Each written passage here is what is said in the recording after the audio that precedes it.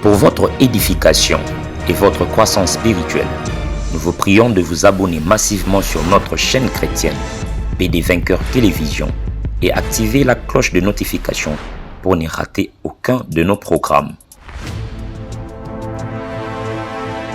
PD Vainqueur Télévision, l'instrument de l'évangélisation. Amen. Beauté la biso. Que ça fait de bras pour nous beauté. Merci. Ésaïe 38. Dans la première verset, dans la cinquième verset. Ésaïe chapitre 38. Toujours dans la première verset, dans la cinquième. Ésaïe chapitre 38, à partir du premier verset, je le nom du Seigneur Jésus-Christ. Je vais nous savoir. Pour nous ensemble, tout le temps en réunion.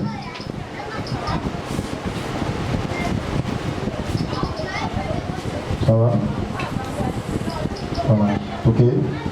La Bible dit, en ces temps-là, Ézéchias fut malade à la mort. Les prophètes Ésaïe, fils d'Amos, vint auprès de lui et lui dit, ainsi parle l'Éternel, donne tes ordres à ta maison, car tu vas mourir et tu ne vivras plus. Ézéchias tourna son visage contre le mur et fit cette prière à l'Éternel. Ô Éternel, souviens-toi que je marchais devant ta face avec fidélité et intégrité de cœur, et que je fais ce qui est bien à tes yeux. Et Ézéchias répondit d'abondantes larmes. Dans ces quatre puis la parole de l'Éternel fut adressée à Ésaïe en ces mots. Va et dis à Ézéchias, ainsi parle l'Éternel, le Dieu de David, ton père. J'ai entendu ta prière, je vis tes larmes. Voici, j'ajouterai à tes jours 15 années. Amen. Amen. Seigneur, au nom de Jésus, Alléluia, Pamba, Tokiti, que dédier ce moment opportun entre tes saintes mains. Nous voulons que tu nous parles pendant ce moment. La Bible dit, tu envoyas ta parole et la parole a guéri. Seigneur, guéris nos cœurs. Dans le nom de Jésus, je ménage tout esprit qui vole les pensées divines. L'esprit d'incrédulité, de doute, l'esprit d'orgueil, l'esprit qui vient, Seigneur, pour détourner l'évangile pur que toi tu as mis dans nos cœurs, dans nos esprits. Règne parmi nous du début jusqu'à la fin de cette prédication. Dans le nom de Jésus-Christ, ainsi prié. Amen. Merci. Est-ce que vous pouvez ça va pas parler comme Jésus Messie?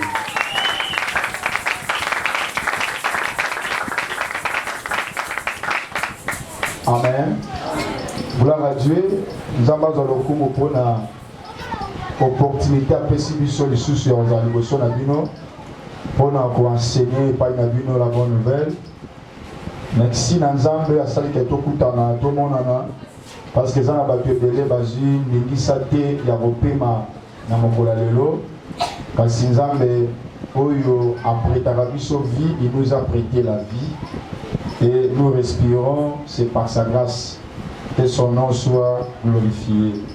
Ce matin, il y a un petit enseignement au Nzambe à Tiaki Namote Manamai et j'aimerais bientôt Kabolango pour élever l'islamité Manabiso. Parce que l'objectif il y a du loba, ils allaient pour l'islamité Maosi Zoki, il y a pour instruire Biso Paito pour l'été, il y a pour redresser Biso Sika Ototengamaki. Et établir Biso Nzela afin que tout l'anda. Lorsque Jésus-Christ a zoloba azan Nzela, il s'adressait à la parole. C'est la parole qui nous donne un chemin, un bon chemin, un chemin de la droiture pour être toke de kokutana na bomoi. J'aime toujours partager les lots, les ont intitulé les choses qui poussent à Dieu de se souvenir de nous. C'est ça notre terme de ce matin. Les choses qui poussent à Dieu de se souvenir de nous. Makambo oyo etindaka Nzambe akanisa biso. Makambo oyo ata monoko ekoka lisuko loba te. Miso ekoka suko tala te. Matoi na yo ekoka suko yoka te. Nzoto na yo eya na impossibilité ya kosala mouvement. Bato misu balamuka ina tongo bake misala bake koluka. Mais pendant qu'Akenel Moussala a un grand accident, un accident grave, ils ont permis de la colonne vertébrale de ça à l'issue. A commis une impossibilité à se lever pour avanda. A commis une impossibilité à se lever pour connaître moko. A tchana sanya fufu pe alia. C'est pendant cela, il y a des choses. Plutôt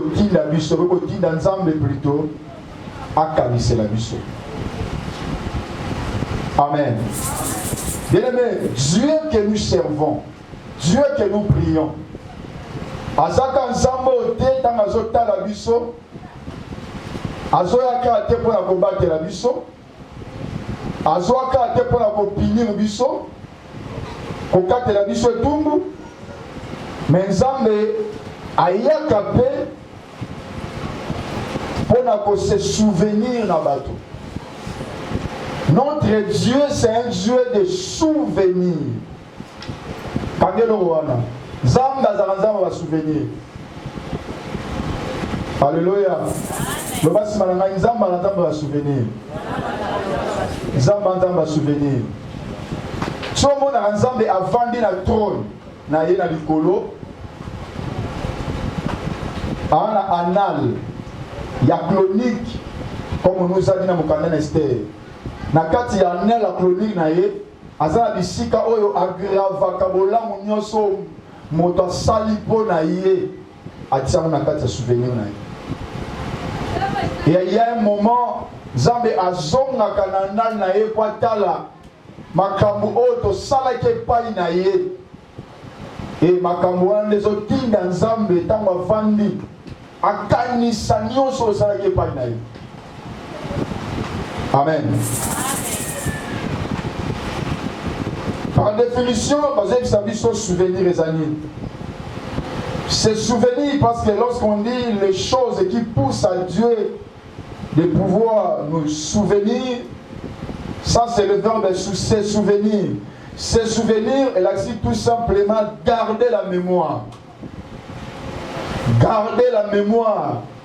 Il y a un événement oyo moto asale la kiyo et koki kozala ya mala et koki pe kozala ya mabe. Ne etikyo na mémoire mo na moto. Et à chaque fois qu'on se rappelle pour la moto wana, tu pourras dire moto wana nzamba pambola ye pour asalanga bolamu. To moto wana nzamba futa ye pour asalanga mabe. Et ces choses-là mais ekotinda bato moto salma beto malamu a penser sur yango ba événement oyo lekaki ne ko pousser mutu oyo azo raisonner yo alo ba réalité zambe pambola mutu wana to zambe futa moto wana pona nyonso oyo a poser likolo na ngai. Se souvenir, ça peut aussi signifier se rappeler de quelque chose. Lorsqu'on dit nazo ko se souvenir, c'est comme si tu dis, qu'on se rappeler de l'eau au c'est pas ça. Je me rappelle. Il y a un moment où même dans la carte d'Égypte, lorsque Israël les a souffert. Amen. Alléluia. Israël les a gagné, les a sambé là. Mais il y a des lots comme ils ont qui s'ensemble, Tinda Moïse, à Kambola Israël, la Bible dit Zamba se souvena qui n'a l'alliance à Sagana, Abraham. Il y a des moments la prière, comme Rassan s'est fait le Boswan. Il y a des moments où tu pries, mais Dieu n'exauce pas. Il y a aussi des moments où tu es incapable au Kanamis au Sambe là. Mais le souvenir, autre ça la dépense Zambé, et Sambe la bonne habitude. Alléluia. Lorsque la bouche sera fermée, lorsque les oreilles seront fermées, lorsque les yeux seront fermés, mais laisse-moi te dire, les annales de souvenirs ne seront jamais fermés. Ça sera toujours ouvert devant le Seigneur. Sur les souvenirs que nous faisons à Dieu. Ce sont des choses qui permettent à Dieu de penser à autre chose que pas inaïe.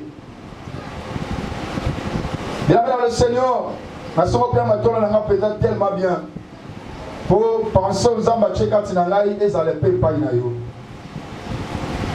Dictionnaire Sibiso, se souvenir, c'est aussi avoir mémoire de quelque chose, ou encore se remémorer, ou encore se revenir, ou encore se mémoriser de quelque chose.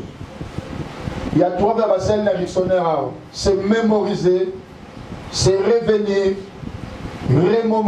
se remémorer, ou encore avoir morale de quelque chose. Dans la parenthèse, le monde dans lequel nous devons vivre est un monde, il y a des pratiques, des actions que nous faisons chaque fois, et pas la bateau, et pas la ninga, la bicyclette. Mais la chose la plus importante, il faut y avoir un go, bicyclette, nous sommes dans la la famille, dans la musala, même l'église, partout. L'ingaraïta, on sont imposés à l'acte moko, on a mis thème à bateau. Et tu as souvenir de madame. C'est très important. Bateau Moussouba, il a bango. Et ça parce que maman n'a eu, à cause de bateau, on a un cerveau. Et ça la sorte que moi, pas comme à cause de maman. Mais il y a des gens, ça y est, on peut tata n'a eu à Sarah Bolamukala. Et puis ça koufa. Mais lorsqu'on m'a dit non, je dois te faire du bien pour tata la demande, ça va pour la une fois, faut pas une année. Exemple, il y a Prince Jonathan, le fils de Saül. À ça qui me l'homme et pas un âne. Et pas il y a David. La Bible dit ainsi à Koufi. Bakunda et Sakei. Mais tout le monde a Mephibosheth, Mouton Bakata Makolo. D'ailleurs, dans la loi Israël, Azara qui dit qu'il était à Koko dans la palais royal. Mais le souvenir est côté dans la palais royal. Il y a des liens où il dit que pour mon temps comment il faut se licencier. Mais il va se réaliser des 6. Là, je ne peux pas la papier. Pourquoi? Il y aura une histoire. Non, mon secrétaire a un dossier. Avant de faire la mission. En match de salaire, il y a un dossier avec un match pour vendre les Chicago. Pourquoi? Le souvenir. Alléluia. Les Chicago, il fallait pas qu'à la porte. Mais à cause de l'amo tata sali, je ne sais pas maman dit tant que poser ma acte, il y a bien toi ma bébé, on se ensemble n'a pas nanayo. Même si dans nos beautés, dans mon commono bazali, dans nos beautés, mon bazali, quand tu poses un acte en bien ou en mal, on se ensemble avec tes enfants. Lorsqu'on te donne un nom dans le quartier, il y a Zaramabé, il y a Zakaboé. Par exemple, personne va catégorie, nion sur la vie, Yamabé. Il y a Bakangozo pour nuire tes propres enfants dans les erreurs. Il y aura des enfants qui vont à cause de maman, à cause de papa. Pourquoi? Parce que les choses que nous faisons en bien, et les choses que nous faisons en mal, nos enfants aussi vont récolter cela. Alléluia. Loin de nous, ne dis pas je vous dis, na sena mon zamba pesa bisoka de bénédiction. Mbongo na relation. Na linga makasi moto le bagazanga mbongo za na bato na raison. On a raison. Là sur ma campa pas se communauté. Lorsque je vois quelqu'un sur la orgueil, ça m'a bé, non pas se communauté, rencontre des problèmes on a valeur à bato na mukili. Tout a pas problème. Tout a pas défi pour réaliser valeur à bato. Tout a pas problème. Nous sommes au monde à l'autre côté, mais devant les problèmes à Sulio Makas. Alléluia. Il y avait une maman, il maltraitait les gens dans les quartiers. Mais le jour où cette maman avait perdu son enfant, à Monica, ta fille, s'est mobilisée pour la voler. Maman Katafa qui ça va passer un bon côté, parce qu'on rend des cas service. Et ça ici baké ba julier. Bon ba kiti oluwa ki wa baké ba julier. Ba kuna mo wa baké ba sailier. Na suka lobi en réalité, ba tout basé important. Lorsque tu n'as pas encore rencontré des problèmes difficiles, on a mouton ça mouton pas. Tu peux avoir ton argent, mais les gens sont plus importants que ton argent. Donc moi na histoire moi betela histoire bi notamment za ki so mutaku fe ya ke na de metaki na ra kolema na. Ya peli selo kolema ye ka ye a dit papa na za tante malili pe moni na za moi si na ndako na za marié. Fona ke ni moni malili. Boza kana kolema na boto malambo ko la batela bino ba ke. Ka ne so ka cha ye na ye otikela no kolema na ko vana na libanda te ba limatisme. Kana kolema. Et le jour lui a perdu son fils. Bah il est là bas colema. Mon colombo bouton comme qui mourit. Pendant numéro 1 na numéro 50 colema na colema. Oui il y a tout va payer papa ton cocaté colema na mourir. Si vos papa va ne maintenant corps na bas colema. Voilà l'importance aux anabas. Na kandi parenthèse. Na so n'est pas Yesu. Il y a que juste une parenthèse.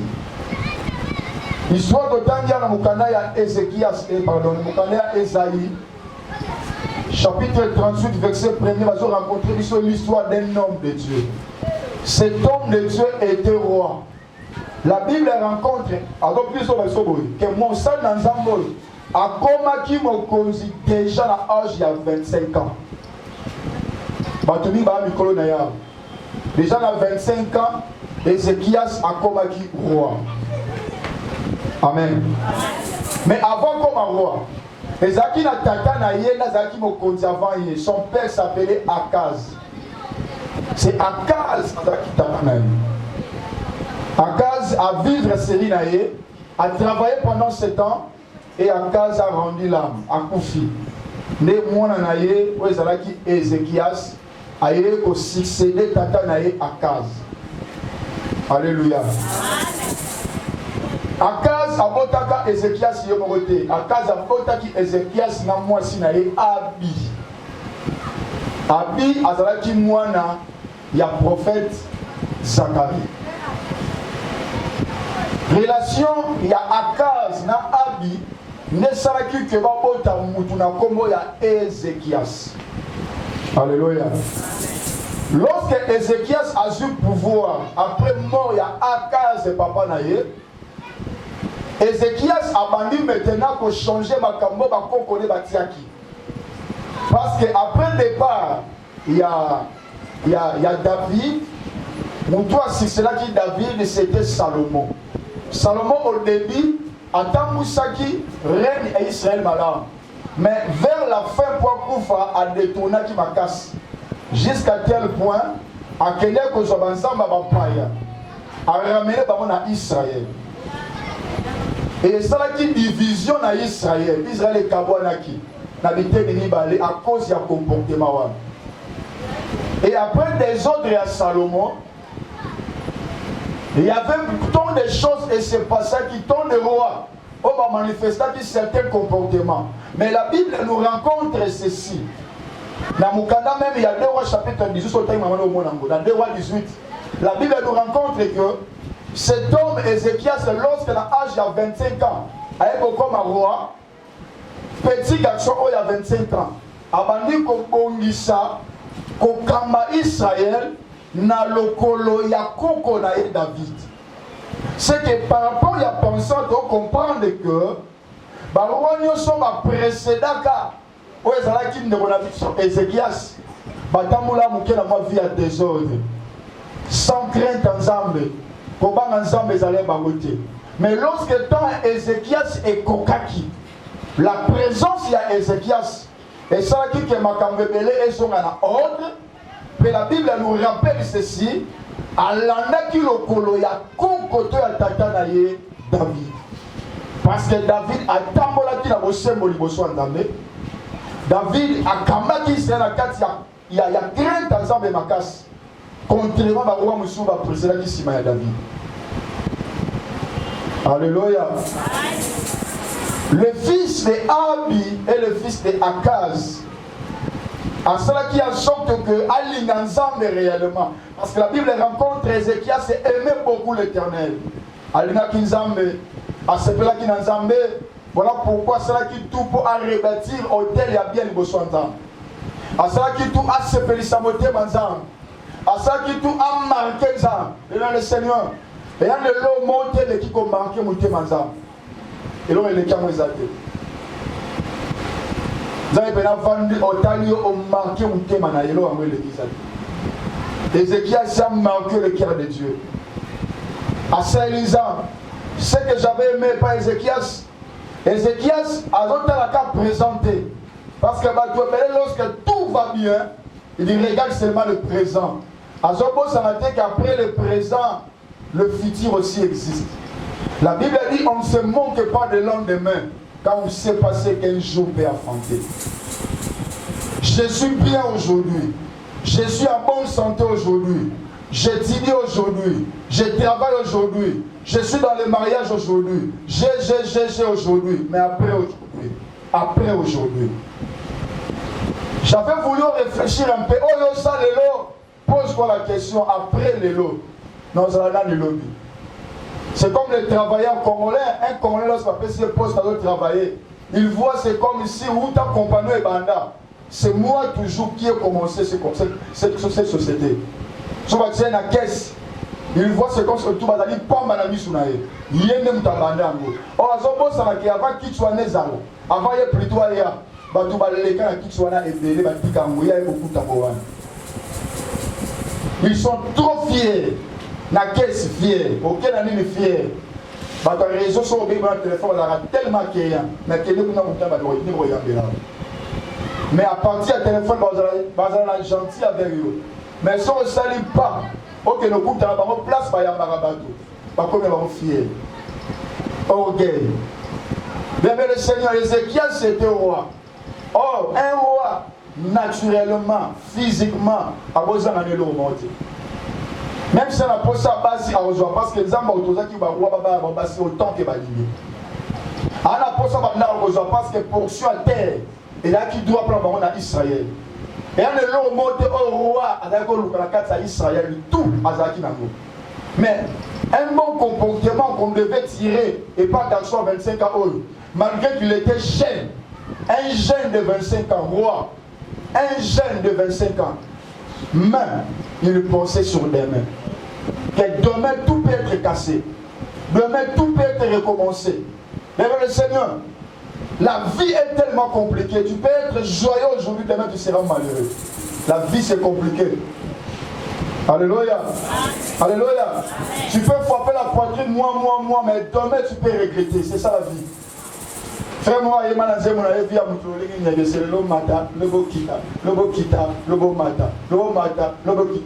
des gens qui séquent la vie, qui se paient là, qui font champagne. Aujourd'hui, il pleut. Alléluia. Il y a des gens qui tombent dans le bandaku. Le lot, combien le lot, il se retrouve où? À chaque fois que je vivre, il faut penser sur demain. Même toi qui me suis à partir à médias, je te dis, à chaque fois que tu vis, pense sur demain. Demain, tout peut être compliqué. Aujourd'hui, mais l'homme, tout peut changer. Tout peut changer. Et même si tu pleures, pendant que tu pleures, tes pleurs ne changeront rien si Dieu décide pour ta vie. Je répète la phrase. Même si tu pleures, tes pleurs ne changeront rien si Dieu décide dans ta vie. Dieu peut se décider pour toi. Toi, tu commences à pleurer, ça ne va changer rien. Dieu reste souverain. Alléluia. Dieu reste souverain. Pense sur demain. L'homme aux années dit. L'on a vu foufou. Bon, l'homme a vu foufou. L'on a lati. L'homme a lati à l'issue. Alléluia. L'on a marié. L'homme a marié. Il y a des gens qui étaient mariés comme toi aujourd'hui sont devenus de veuves. Des divorcés. Par exemple, je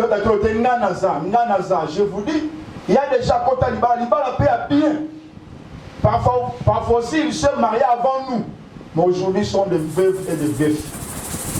Et lorsque tout le monde se proclamer, il existe un demain. Je rappelle à quelqu'un, il existe aussi un demain. Quand tu te réjouis, il y a encore un demain. Ah, il faut savoir, il y a un demain. Lorsque tu penses à ce genre de choses, inutile au sang le. Parce que je peux être debout aujourd'hui, demain je peux être terrassé. Je peux marcher aujourd'hui, demain je ne peux pas même marcher. Pourquoi? Parce que la vie appartient à l'Éternel. Sois bien avec le chef, ça nous aura bien là-bas. Je vais me souvenir. Il faut poser la question, je vis comment avec les gens? Même Jésus, Nzambe, Jésus, frère Nzambe, à tout le monde, qu'est-ce que les gens disent de moi? Nzambe, Nzambe. Nzambe, parce qu'il sait que Moutozo Lumba Soloye Moko, ce sont les gens qui vont lumber solo. Il y a rien à dire. Il y a tout dit en d'autres termes, je me comporte comment? Je vis comment? Ma vie est comment? C'est ce que tout enfant devait faire. Les gens t'ont quoi de moi? Mais il y a certaines choses à la tonalité. Bien. Certaines choses à ma campagne va interpeller, il faut changer. C'est très important. Je dis comme un évangéliste. Alléluia. C'est très très important. Soignez toujours la relation, Dieu va te bénir. Amen. Alléluia. Amen. La Bible dit ceci, cet homme, bien qu'il était roi, il a vaincu le lait et le miel. Le roi de 25 ans, il était jeune comme nous.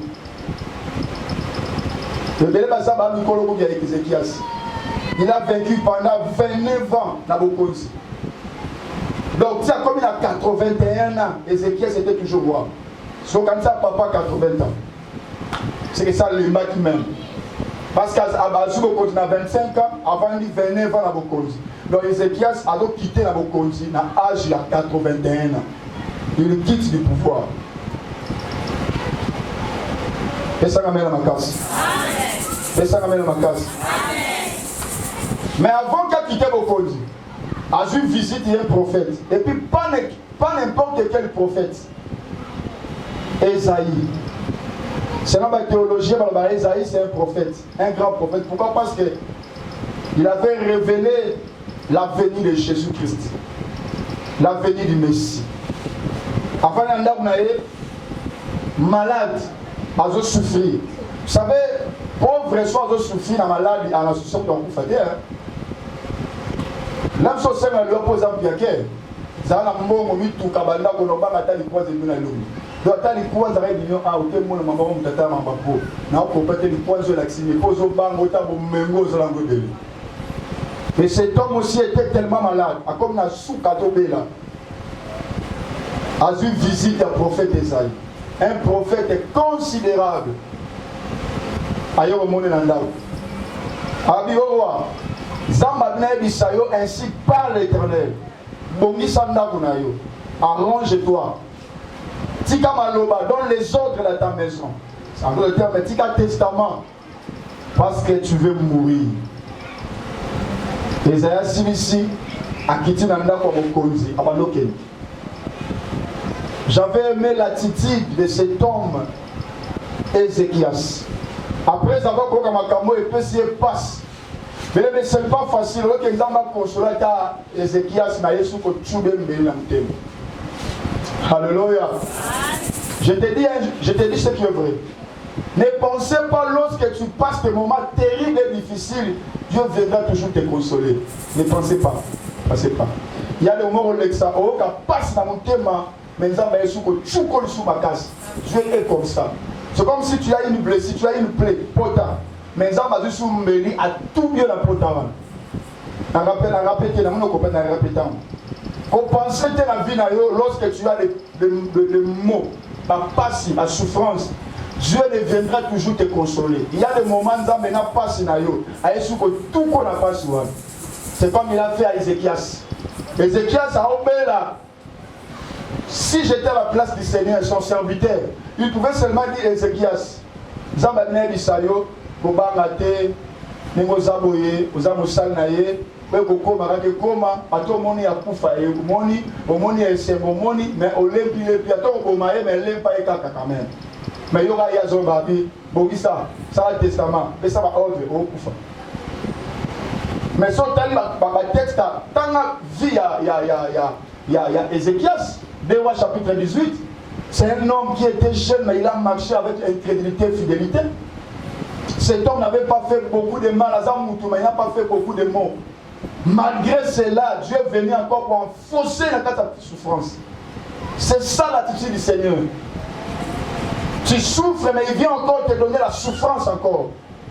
Alléluia. C'est comme ça qu'il a fait Ézéchias. Ézéchias fait poser la question, c'est qu'est-ce que je t'ai fait? Quel genre de péché on a sali pour faire souffrir Ngaboué? Mais Ézéchias a la beauté. La Bible dit tant que prophète Esaïe Zokita, Adnanda Bnaïe, Aketi Nami, Atalisi Nami.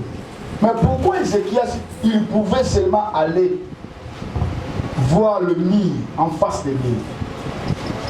Donc, mire, et ça passe comme mon toit de choix, mire, il n'y a pas de spirituel.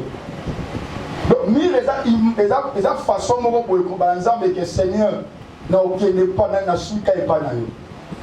Makambo ekomeli ngai ata mbongo na ngai we sauver nga makambo ezola ngai ata kitoko na ngai et sauver nga te. Je peux avoir des relations on a kobenga na téléphone. Alors yaya uza potoni. Il y a certaines choses tu peux appeler ton frère qui a beaucoup d'argent, il peut t'aider.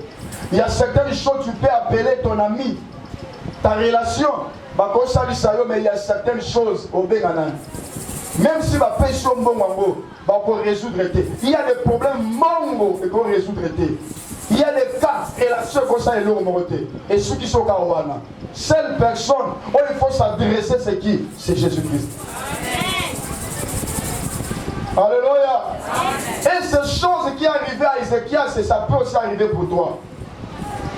Il y avait le Seigneur comme j'avais suivi l'interview avec le président Denis Sassou Nguesso. Denis Sassou Nguesso a eu un mois de Moroboé. Moi, je suis président du Gabon. Imaginez sa fille, il y a président, à quel Ibala n'est pas président. Quel genre de bon bazaki nango? Et combien de certain temps sa fille était tombée malade? Moi, je suis moi,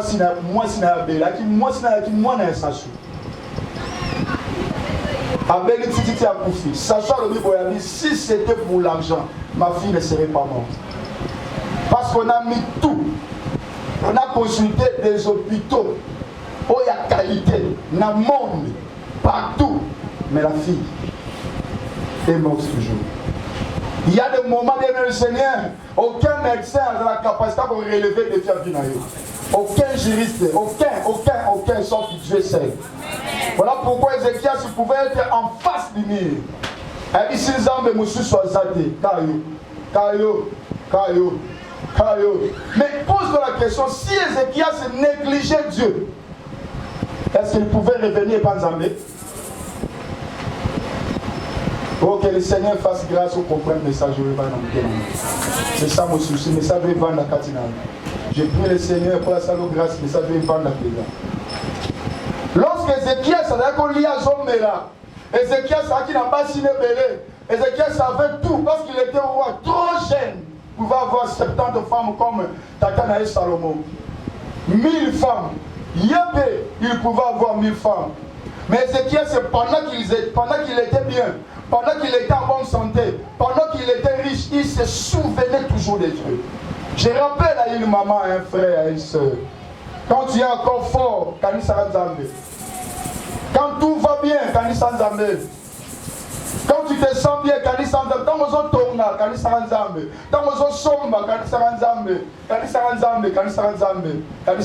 il y a un moment, aux impossibilités, il y a un moment aux impossibilités, pendant qu'on est à l'église, il y a des hommes de Dieu puissants. Aujourd'hui même, je les ai dit, moi aussi ma micro est saté. Pourquoi? Parce que la santé ne va pas bien. Je vous dis ce qui est vrai. Après le culte, qui est dans l'hôpital, qui est dans l'hôpital à Sexe, qui est dans Romboué, qui est dans Moutombo, qui est dans Saint-Joseph. Beaucoup de pasteur avec une grande église. On a 500 membres. Mais moi, assis ma micro est saté. Pourquoi? Parce qu'il y a un moment et tout va mal dans sa vie. Tout va mal dans sa vie. Il y a un temps où nous sommes forts, mais il y a un temps aussi où nous sommes faibles. Il y a un temps où nous sommes forts, mais il y a aussi un temps où nous sommes faibles. En français, en français. Alléluia. Alléluia. Parce que Moto et Ézéchias avaient aussi des relations. Il était aussi il pouvait contacter aussi des relations. Mais à propos du chaos et comme Elingaï, relation monte ressent quelque chose pour l'Angaï. Je dois toujours faire recours à Dieu. Mais je pose la question, non, je me pose la question. Si Ézéchias rejetait l'Éternel, il allait faire recours à qui? Il y a des moments où on tient mascara par lui créer, c'est comme si les hommes allaient soutenir la vie. On tient mascara, on tient Yovi, c'est comme si les hommes allaient. On s'en dit qu'à la mari, on tient la moutou, mais les hommes allaient pour nous. Tu peux sacrifier le temps de l'église pour la fête. Les hommes allaient. L'église c'est pour la fête. Dites, il y a des logos, tant que vous négligez ensemble, il y a un jour, tant malheur ne vous a. Au coup de la carte, je te dis à la vérité du Très-Haut, l'homme a toujours eu un temps de réjouissance et puis un temps de malheur. Oh, maman n'a pas vendu, papa télémi, bana ba télémi, bandero ba vandi. C'est comme s'ils disent, sous la date Nzambe, mais tout ça, mais nous sommes incapables de télémi ça. On demande toujours la faveur de Dieu sur toi. Mais là, il n'a pas d'hôpital. Comment il y a au télémi? Lorsqu'on continue la masse dans la valise, vous autres s'appellent dans mon micro, tu peux dire que la zone a bien Zambazan était. Tu négliges le Seigneur. Mais il y aura un temps. Et comme on est comme les Ézéchias. Si nous avons vécu un papa, à l'époque il travaillait dans 7 Congo, beaucoup d'argent. Papa était malade. Bon, putain, le tout a tambolé à Bikité. Donc, c'est la prière. Si vous avez les prières aussi ici. Et si vous avez fais ça ma valise. Fais ta valise. Tu n'as pas de lias. Et puis, lias, c'est la mystique. Vous avez un moukier, vous avez un côté belé, belé. Tu vas tirer à quoi à Béli, pasteur. Lias, c'est Zali. L'hôpital de l'Embillé. Avec des femmes, nous chaos, pas de vent là, vous allez voir. Abnazam médecin directeur de l'hôpital, on lève nos mots encore ici dans la papa couché dans la comme un bon on a sac. Il y a un moment, ça peut arriver. Ce qui est là, on va loin, on vient comme tout le monde s'appelle là. Bon, il y a des saillots, au moins nous moutons le cabel ligne et le nom il va se déformé. La seule niveau montre là sur ma photo. À partir de la photo, par partir comme vous voyez. Au moins, place où on là, il y a des photos. On est à la tombeau, on est à la tombeau, on est à la photo. Pour le temps, le logiciel Koubi, si vous faites des photos, vous tournez à Zalaki. Vous pouvez reconnaître quand la photo. Vous voyez que mon toit par la photo. Vous pouvez imaginer. Imaginez. Pendant ce temps, cet homme ne peut jamais prier. À cause de l'été. Il y a des moments de poisson au génété. Tu vas te retrouver quelque part, si il y a pas si à son et à Mawa, pour t'emporter au soutien à Zalé sauf Nzam. Tu vas baisser la goya et t'en rappeler tel. Comme toi, les choses qui poussent à Dieu de se souvenir de nous. Les choses qui poussent à Dieu de se souvenir de nous. Avez-vous voulu ma couche à la terre là dans la sur la rangona? Est-ce que vous n'avez pas sur là? Pour exemple, je prie que mon Dieu t'aide à comprendre ces choses. J'avais aimé la pensée, la prière. Il ne était pas seulement contre lui, il a commencé à prier. Une courte prière, mais très important. Il y aura prière là.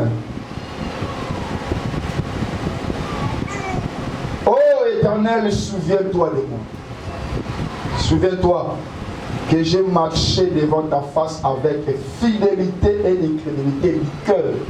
Je mets cette prière. Et pendant que je méditais les textes de Nzambe, permets-moi un jour Quand on a un malheur, ça peut prier oui pas mal. Après quoi il va démonter. Alors qui demande Marie il y a esprit de monter. Au côté tata la biso. Côté mana biso alors qui te assimila mi.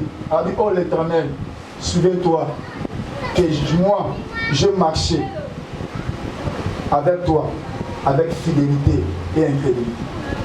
Intégrité du cœur, fidélité et intégrité du cœur. Il y a pas de prière. Ô Éternel, souviens-toi que j'ai marché devant ta face avec fidélité et intégrité de cœur. Virgule. Et je fais ce qui est bien à tes yeux. Point. Pierre et Célie. Et Ézéchias a répandu beaucoup de larmes devant l'Éternel. Après cette courte prière, Ézéchias a dit qu'on s'oppelle la colombe et un mus. Bien, le Seigneur, les choses qui poussent à Dieu et se souvenir de nous.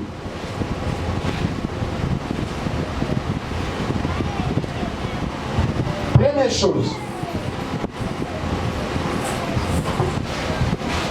Première chose, marcher dans l'incrédulité. Marcher dans l'intégrité. Intégrité. Marcher dans l'intégrité. C'est comme la prière que notre frère Ézéchias avait fait. Un roi, mais un souki. Un roi a commis limité. Beaucoup d'argent, mais un souki. Seigneur, souviens-toi de moi. Nous parlons entre nous. Est-ce que toi tu peux dire à Dieu, Seigneur, souviens-toi de moi? Même quand je lis ses frères, je ne sais pas si on ça, mais Seigneur, souviens-toi de moi. Voilà pourquoi le tia a été à Kangate, il était à Penayo. Moi je n'aime pas les pâtés à terre, non, ça me prêche aussi, ça m'enseigne aussi. Vrai prédicateur en réalité, alors de comme son nom y a eu. Après un temps, on appelle. J'ai pris le Seigneur, comme un amour na yo. Prière au haut de quoi ça, pour ça la remonter. Et puis ça en disant, mais Seigneur, na tambola qui liboso na yo, na bosembo. Kanisanga. Intégrité, ça bosembo. Et ça droiture, et ça honnêteté. Autre tambola liboso en disant, mais est-ce qu'on peut dire à Dieu comme ça?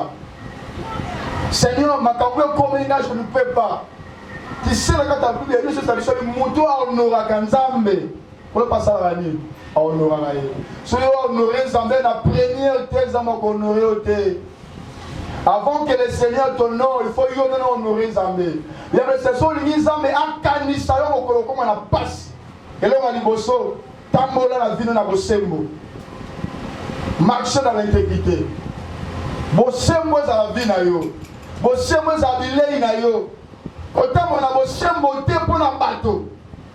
Quand on a Bossembo te pour la bateau, non. La véritable crainte de Dieu, c'est lorsque l'homme est seul dans un lieu isolé. C'est ça, la crainte de Dieu. Vous avez yomoko nan kuku, mutozate. Vous avez ici comme on dans monoté. Voilà commune, moi, tu as mis tes places aux assez. Par là, tu peux dire, Seigneur, je suis intègre devant ta face. La face de Dieu aussi signifie aussi un lieu isolé. Lorsque je suis seul avec le Seigneur, c'est par là qu'on va des âmes mécaniques en aille. Bien, le Seigneur, au constat, ma benne, au constat, la wana. Lui comme l'ioté, pas Seigneur l'ioté, mais laisse-moi te dire, il y a un temps du malheur. Il y a un temps compliqué. Dieu sauve toujours ses ciels. Pendant que ma classe marche comme Ézéchias. Ézéchias a qui gêne le rôle en Ghana. Mais à Tambola qui n'a pas symbole de Nzambe. Je pense que c'est difficile de voir ma gêne. Le Saint-Esprit est capable de nous aider. Voilà pourquoi à tout moment il faut savoir le Saint-Esprit, Seigneur, aide-moi à marcher dans la intégrité du cœur. Que veut dire intégrité du cœur? Intégrité du cœur veut dire, je marche avec conscience pire. Si on demande à quelqu'un, est-ce que tu as l'intégrité? Tout le monde peut dire oui, mais il y a une chose à témoin. C'est ça notre conscience. Au concours, ça va tout la vie. Par hypocrisie, mais au concours, ça nous noté. Au concours, sa conscience notée. Lorsque Ézéchias se disait, Seigneur, aide-moi, Seigneur, Soukani Sangaï, Natango Nabo Sembo Nabo Temananga, veut dire tout simplement, ma conscience est témoin que moi, j'étais prêt. Alléluia. Et bien, les actes que nous posons sont marqués Zambé. Lorsqu'aucun homme tel, place auquel est marqué Zambé. Tu vas qui souvenir, et ça quelque chose pour les autres, et ça me la mémoire. Et ça m'a l'âme, et ça m'a bé. Quand on sommes dans ma sanga, on marquait le mouté Zambé. Parce qu'il t'avait vu à l'église, prier, adorer. Mais le lundi, ok, mais la massanga, ok, mais la manco, il y a bien paix dans l'école suivie. Lorsqu'on s'en va bêtise, dans la zone, le premier alité dans la bonne santé. Parce que Ézéchias sont ceux qui ont bonne santé, roi. Il y avait tout en cause d'Anango. Mais l'on peut carrer qu'il a dit tant il y a malheur. Vous ne pouvez pas parce qu'il est incapable de se sauver Yomoko. Azaki est incapable de réaction à dit qu'il s'aille. Azaki est capable de dire qu'il s'aille, c'est le souvenir. Et la carte à souvenir, c'était l'incrédulité du cœur. Quelqu'un qui vit avec conscience que je suis pire. À son but, tu n'as pas en douter. Parce que les gens peuvent te dire, on va ensemble, mais Yomoko, on dit ni pour la Yomoko. Alléluia. Alléluia. Même Jésus avait besoin du témoignage du Saint-Esprit. Bien que c'était passé par la bouche de Pierre, mais c'était un témoignage du Saint-Esprit. Qu'est-ce que les gens disent de moi? Les gens disent que tu es Jean-Baptiste. Élie, Bongobino. Christ se sentait, il entendait le Saint-Esprit parler en Pierre. Et ici, pour nous, tu es le Messie. Lorsque l'Esprit du Père, ils ont témoigné, c'est comme Job lorsqu'il était témoigné par le Seigneur. Satan, as-tu vu mon fils Job? En ce temps, on a l'incrédulité du cœur pour la maille. Tu as vu. Alléluia. Lorsque Zamba timide dans l'intègre, c'est pour la c'est pour nous épargner du danger. Il y avait des femmes belles aujourd'hui, quand nous étions gosses. Il y avait un fille de l'Union qui m'a donné une fille trop belle. Aujourd'hui, elle est décédée. Il est parti. Donabeja. Je vais vous donner mon qui est magasin. Donabeja. Qu'est-ce que parce que un an, il donc. Non, mais attends, je suis ici. Ma boue, ma teva, ma boue, la botte à Donabeja. Non, mais attends, je suis Donabeja. Aujourd'hui, qui est là. Intégrité du cœur, c'est-à-dire vie avec conscience. Autant on a conscience que nous avons la zone limite, et comme voilà un jour, tu pouvais dire à Dieu, Seigneur, tu sais, pendant que les autres filles moi j'étais à l'église.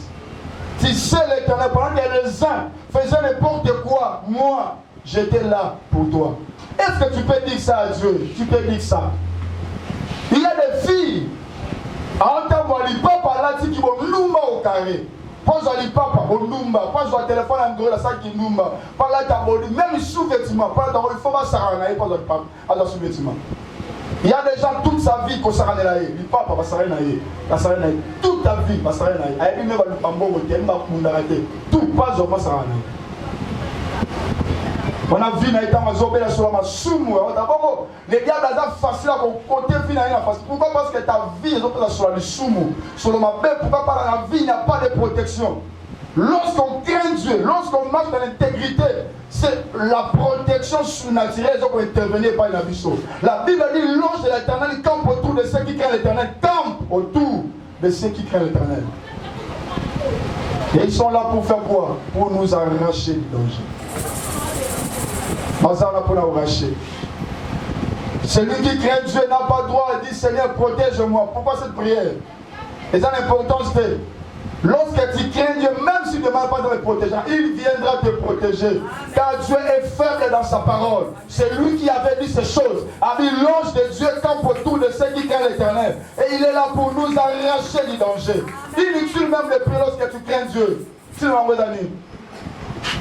Même si tu n'as pas parlé en langue, les anges de Dieu viendront te servir. Alléluia.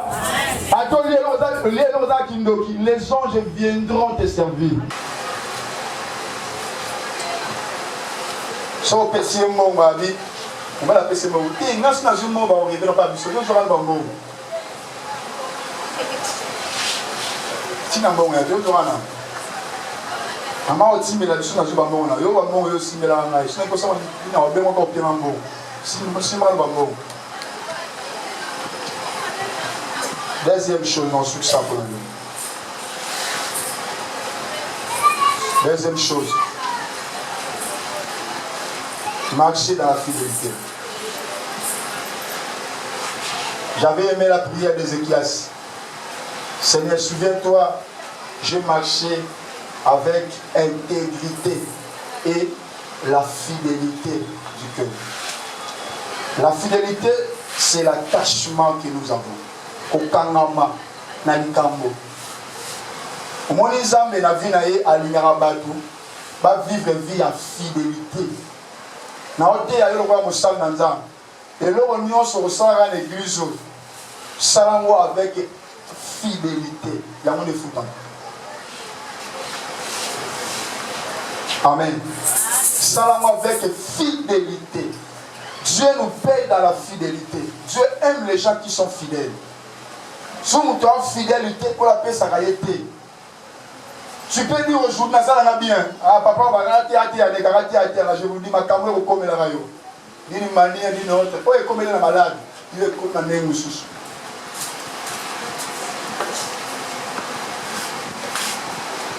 Alléluia. Alléluia. Vous savez, on peut dire à 7 mois, moi, c'est pas que nous avons gagné le monde dans le monde. Ah! Non, on va aller. Alors, Nzambe, bana bitala fide la Nzambe. Yo yi Nzambe. Une église au Kenya, yo yi Nzambe. Donc c'est comme si couple on va ensemble dans mozali en prière. Attends, on dit no yi Nzambe. Azo ganga les amoni licence na go. Aujourd'hui, après Ézéchiel c'est malade. N'habitez pas dans les années parce que chaque mouton coûte un euro. Comme la bateau lingato pour Kouaziambo. Tu vas rencontrer ce genre de choses. Oui, qu'on est lissé, oui, qu'on soupe, oui, qu'on bosse à lissé. Nous sommes à Kanisate. À quel endroit le roi a un anaïo? Mais à côté d'un coma. Na coma côté à bouger, à l'ingénieur, à ça et l'autre.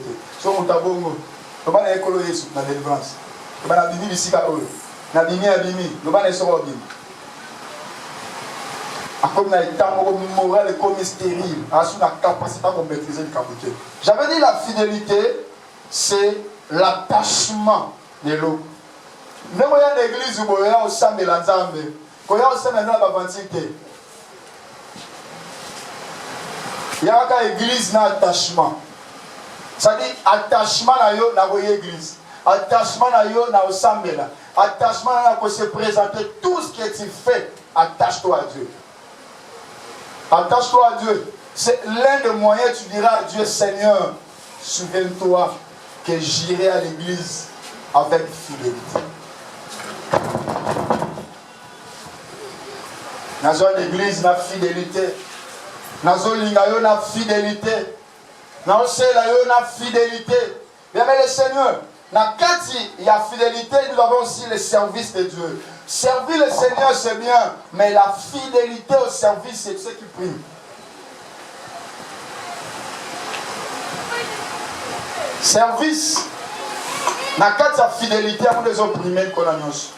Quand nous servons le Seigneur, mais nous restons fidèles. C'est ce qui prime. Alléluia. Alléluia. Pourquoi seulement ton Zélanzamba peut se pas une ambition macrambo? Mais biso moto to peut s'envoyer pas nzambete. Et le Seigneur, son ligne zamba c'est le bolam il faut à la fidèle. Fidèle na bopesa. Fidèle na bolinganza. fidèle dans le ciel. Restez fidèle à servir le Seigneur. Voilà pourquoi Ézéchiel savait que j'étais servi dans la fidélité. Fidélité du cœur. Fidélité du cœur. Seigneur, tu voyais comment est-ce que je marchais avec fidélité devant toi. Je te connaissais avec fidélité. Vous savez, nous allons fidèles. Pour nous avons négligé. Pour nous avons négligé.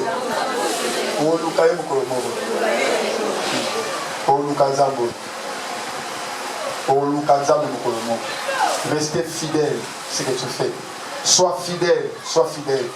Zamba futa Zamba za bien a futa sur la fidélité. Si Dieu était au bandit kakose là et pour a futi yo, mais le long habité. Mais Zamba ta bakara dit yo sali.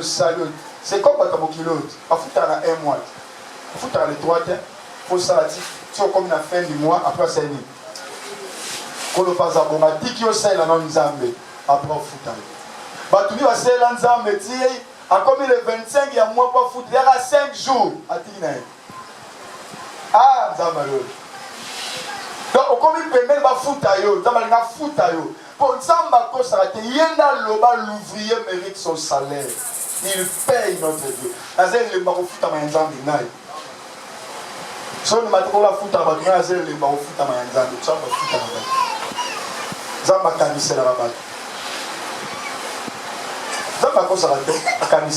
Mais Dieu cherche la fidélité. Au salinayo, mais il attend que tu sois fidèle. Comme c'est cela la Bible le pourquoi? Et comment parce qu'on a la fidélité, c'est-à-dire on le met là, au salon on dit on le met. La seule hyperomie, ça m'a levé là. Ça m'a donné l'igno. On peut s'y lever le moko. Bana banda, c'est tout arrêté. Ba paye pour tu vas oublier ta bola. Bon na moi na yo. Na rabo. Ah, na levé là. Au tiki, au raté. Attends, la film à Kiroku. Kiroku, quand on a travaillé, on a fait à grotte. Il y a la sortie, la sorcière, on a fait à grotte. À Bouka, il y a l'ali. À passant, nous, on a fait à grotte, pourquoi parce qu'on a équipe d'expérience. Donc, on a mon son, on a pour la grotte. Mais on a fait mais si on a fidélité, si on a persévérité, tu peux rater tant de choses dans ta vie pour y aller en sorte. Alléluia. Soyons fidèles. Donc, continuez ma campagne pour le dimanche passé, le dimanche prochain. Là, souvent, on peut se ensemble la tête. Quand tu le fais. Pendant ensemble, priez Dieu. Si tu peux dire, Seigneur, souviens-toi de moi.